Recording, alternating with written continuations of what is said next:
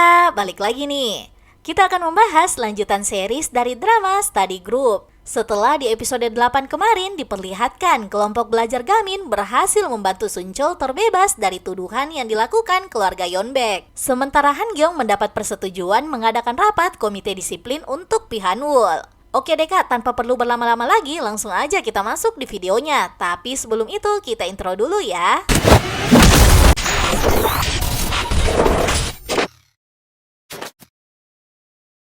Film dibuka dengan diperlihatkan flashback setahun yang lalu.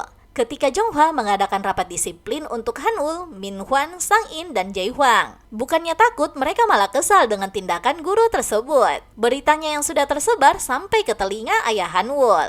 Dia meminta putranya lulus tanpa membuat masalah. Hanul pun berjanji akan menanganinya. Saat pulang, Jonghwa dan putranya diserang oleh seorang pria menggunakan masker. Dia menyerang Jonghwa lalu sang anak. Melihat putranya terluka, Jonghwa bergegas melindunginya. Hal itu membuatnya terkena tusukan berkali-kali. Setelah menghabisi Jonghwa, pria itu pergi menyerahkan diri. Karena Jonghwa meninggal, rapat komite disiplin akhirnya dibatalkan. Sejak saat itu juga peringkat pertarungan yang diadakan Pihanwul berlangsung. Setelah setahun berlalu, Han-gyeong berhasil mengadakan komite disiplin yang waktu itu batal dilakukan oleh gurunya. Keberadaan Han-gyeong dan kelompok belajar membuat suasana sekolah Yusung sedikit berbeda.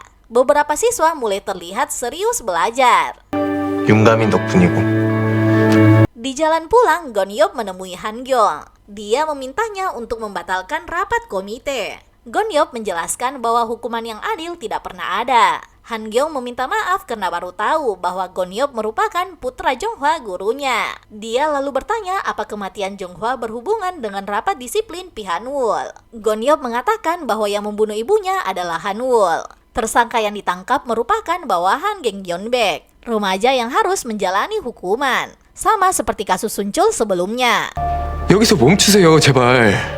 Next diperlihatkan wakil kepala sekolah yang datang menemui ayah Hanwul untuk melaporkan apa yang terjadi. Wakil kepala sekolah menjelaskan bahwa dia telah berusaha semaksimal mungkin. Namun dia tidak menyadari bahwa Han-gyeong yang baru saja masuk sudah mempersiapkan banyak hal. Tak lama berselang, Hanwul masuk. Sang ayah memintanya untuk pergi ke luar negeri. Namun Hanwul menolak. Dia meminta ayahnya untuk tidak khawatir. Dia memberitahunya bahwa rapat komite tidak akan pernah terjadi. Dan benar saja, keesokan harinya berita tentang Gamin dan anggota kelompoknya tersebar. Mereka dituduh masuk ke Yeonbaek untuk mencuri peralatan. Karena viral, beberapa orang mulai berdatangan ke sekolah Yusung untuk meliput. Haewon dan Jiwo dihadang dan dibanjiri pertanyaan. Tidak hanya itu, saudara kembarnya Lee Hyun-woo juga diseret dalam kasus ini. Lee Jun yang tidak ingin diwawancarai kabur dari sana. Dia meminta Jiwo dan yang lainnya ikut dengannya. Karena berita ini, wakil kepala sekolah ingin mengadakan rapat disiplin untuk Gamin. Han-gyeong menjelaskan bahwa muridnya tidak mungkin melakukan hal itu tanpa sebab. Wakil kepala sekolah berencana menggunakan kesempatan itu untuk mengeluarkan Gamin dan kelompoknya. Dia memberi Han-gyeong pilihan, membatalkan rapat disiplin Pihanwul atau membiarkan Gamin dan kelompoknya keluar dari sekolah. Tidak hanya itu, dia juga meminta Han-gyeong mengundurkan diri karena gagal mengurus kelompok belajarnya. Han-gyeong yang telah mendengar ceritanya dari detektif Nah mendatangi Gamin dan yang lain. Dia menjelaskan bahwa tindakan mereka tidak salah.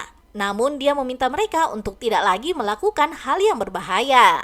Han-gyeong berjanji akan memperbaiki yang terjadi. Dia meminta muridnya untuk percaya padanya dan menunggu. Dia juga meminta Gamin dan yang lain untuk tidak terpengaruh pada siapapun. Saat ingin kembali ke kelas, aplikasi peringkat tiba-tiba saja terus berbunyi. Yang ternyata seluruh siswa bertarung untuk menaikkan peringkat guna mendapatkan uang yang Hanwul janjikan. Bahkan dua siswa yang sebelumnya belajar juga ikut menyerang Sehyun.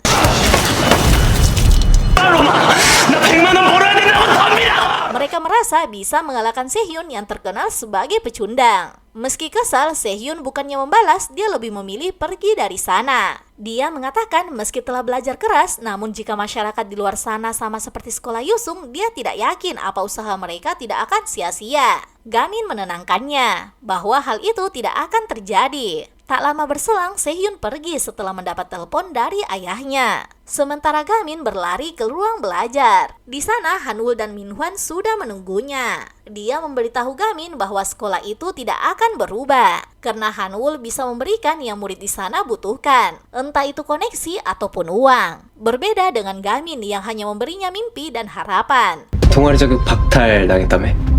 Tak lama berselang, anggota komite datang untuk menghancurkan ruang belajar tersebut. Melihat ruangannya dibongkar, Gamin tidak bisa diam. Namun Haewon menghalanginya. Dia mengingatkan Gamin akan janjinya pada Hangyong. Mereka pun hanya bisa pasrah melihat ruangannya dihancurkan.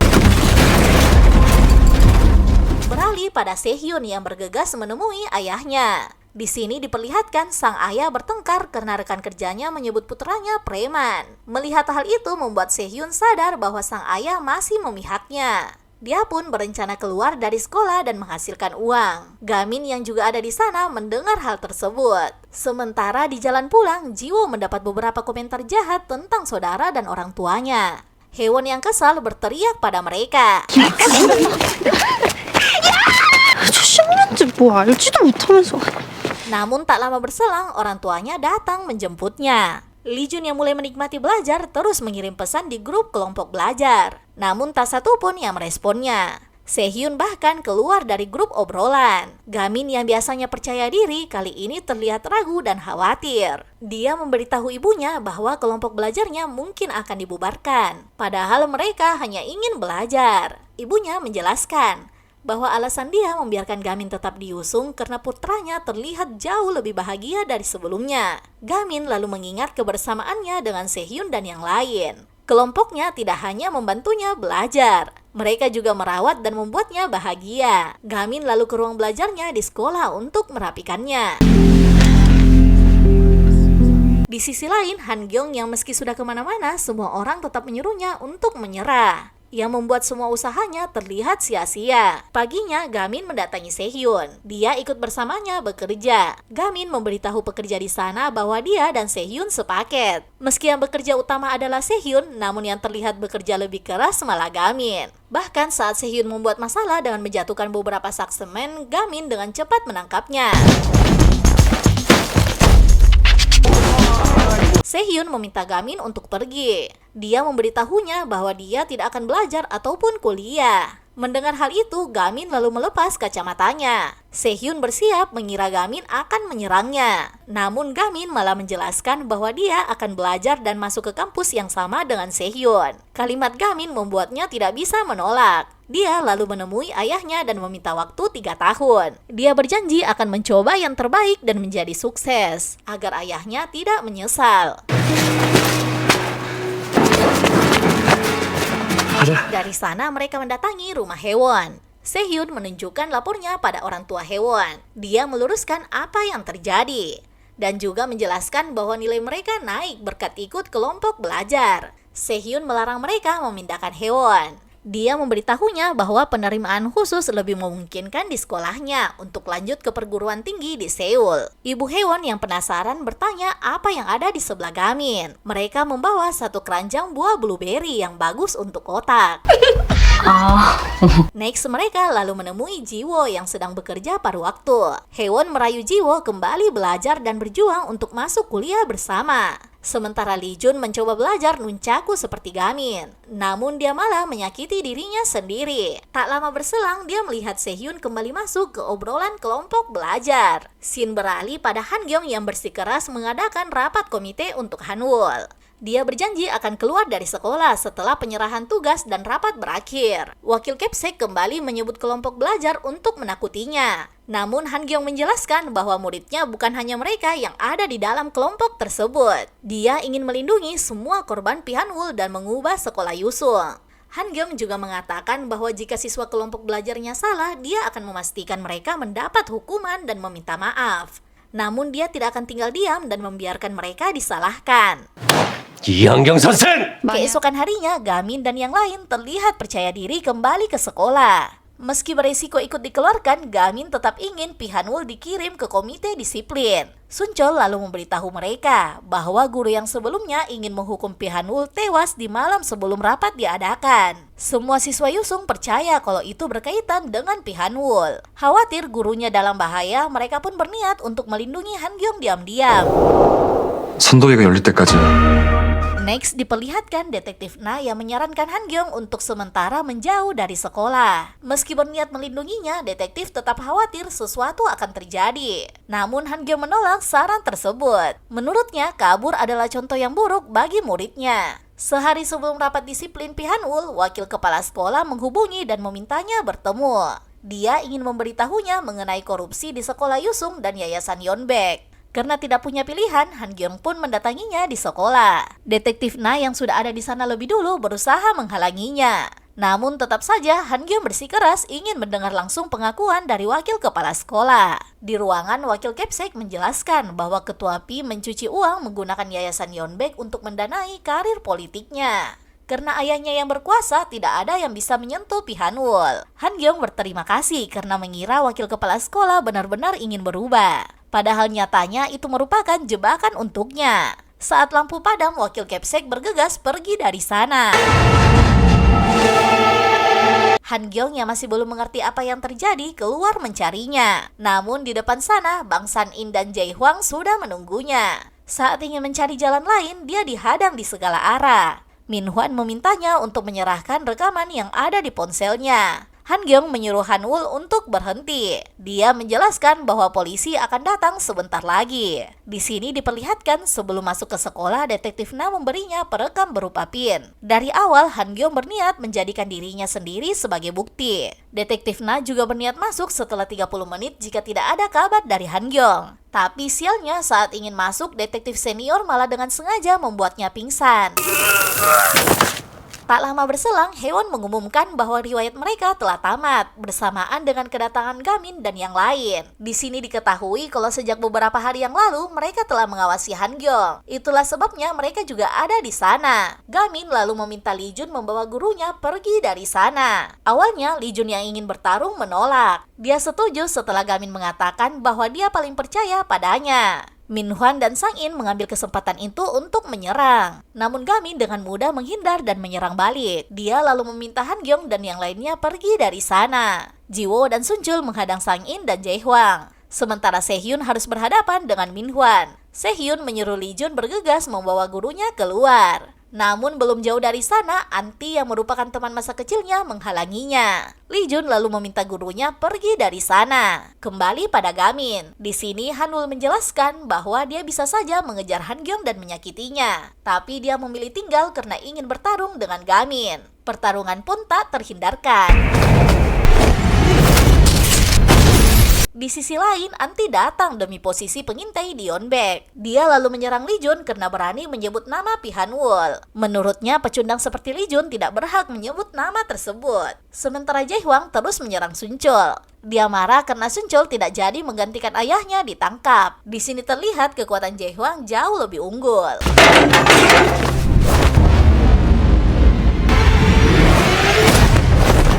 Beralih pada Sehyun yang berusaha menghindari tembakan Min-hwan dengan bersembunyi di balik rak buku.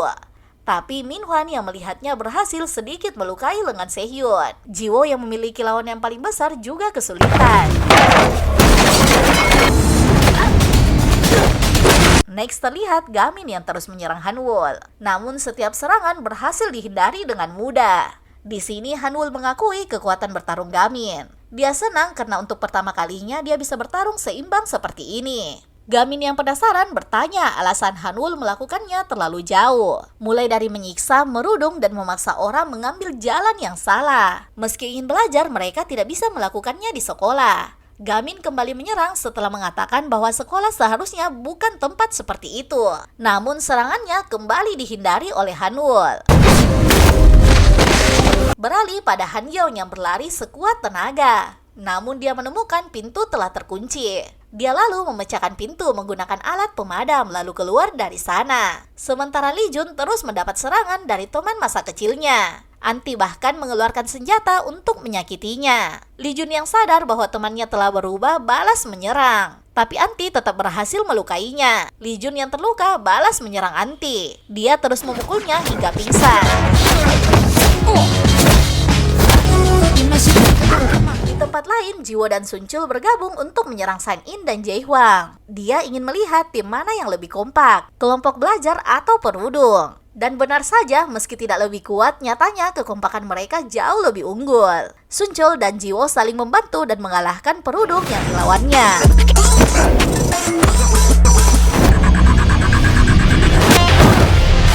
Sehyun juga berhenti bersembunyi setelah melihat Minhwan kehabisan peluru. Di sini diperlihatkan sedikit flashback saat Sehyun mendatangi Ibu Gamin untuk belajar bela diri. Meski tidak memperbolehkan kekerasan, tapi Ibu Gamin tahu kadang bertarung tidak bisa dihindari. Dia menggunakan ajaran itu untuk melawan Minhwan. Yang pertama, bertahan. Keberanian untuk tetap membuka mata saat dipukul. Kedua, titik fatal.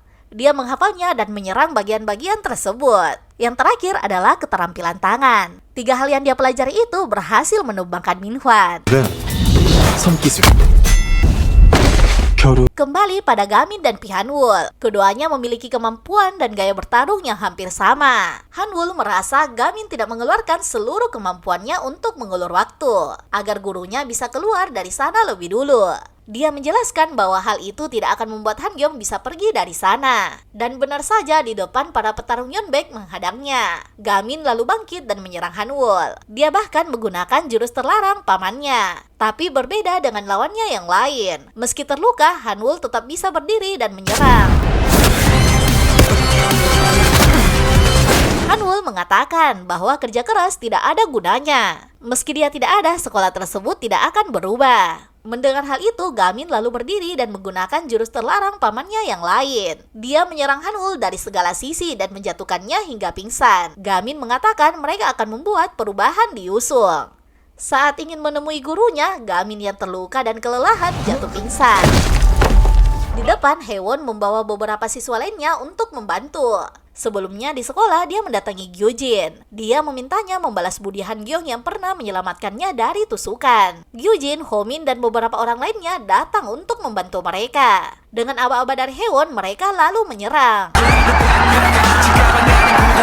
Paginya, rapat dari komite disiplin memutuskan mengeluarkan Hanwul dari sekolah. Hangyong menjelaskan bahwa meski memiliki teman dan guru yang baik, bukannya bersyukur, dia malah memilih untuk jatuh ke titik terendah. Hangyong memintanya untuk bertanggung jawab dan merenungkan tindakannya. Hangyong mengingatkannya pada Junghwa. Di bawah, detektif Na dan 2 polisi lainnya datang untuk menangkap Hanwul dan wakil kepala sekolah. 잠깐 담배 한 대만 피우고 갑시다. Gamin dan kelompoknya kembali belajar seperti biasa. Beritanya yang viral juga sudah dikonfirmasi. Sunchul dan beberapa orang komite lainnya menjaga di depan sekolah dan melihat para siswa menghapus aplikasi bertarung. Hyunwoo juga sudah bebas dan mendatangi saudara kembarnya. Di ruang kelompok belajar, Jiwo dan yang lainnya menulis mimpi mereka. Berbeda dengan yang lain yang menulis pekerjaan impiannya. Gamin sendiri bermimpi masuk kuliah. Meski terdengar biasa, untuk saat ini dia hanya ingin belajar keras dan kuliah. Film diakhiri dengan diperlihatkan Hangyong masuk dan memberi jadwal terakhir kelompok belajarnya. Gamin yang sangat suka belajar terlihat bersemangat. 앞으로도 계속된다. Yap, itu tadi alur cerita dari seri Study Group. Buat kalian yang suka genre laga dan petualangan, film ini wajib kalian tonton. Mungkin segitu dulu pembahasan pada video kali ini. Sampai ketemu di next video. Bye-bye.